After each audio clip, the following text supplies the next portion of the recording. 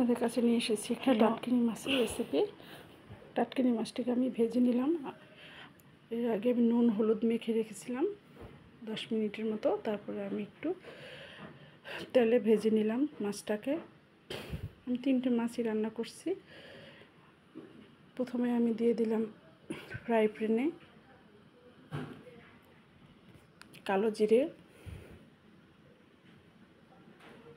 একটু নেড়ে চেড়ে একটু ভেজে নেব কালো জিরেটাকে, একটু স্মেল আসবে। তারপরে দিয়ে দিলাম পেঁয়াজ কুচি,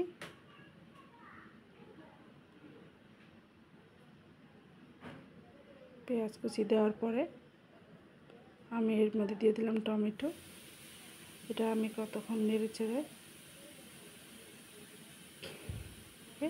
এর মধ্যে একটু রসুন বাটা দিয়ে দিলাম, একটু আদা বাটা এবং পেঁয়াজটাকে একটু লাল লাল করে ভেজে নেব। সাথে টমেটো দিয়ে দিয়েছি।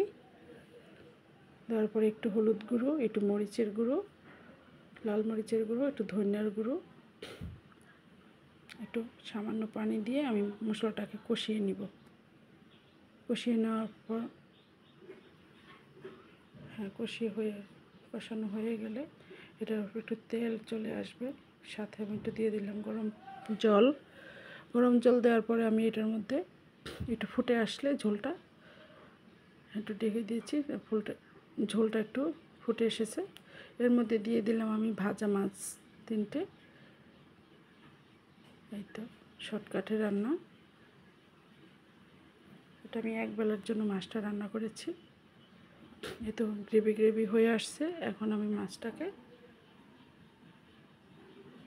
নামিয়ে নিব প্লেটে।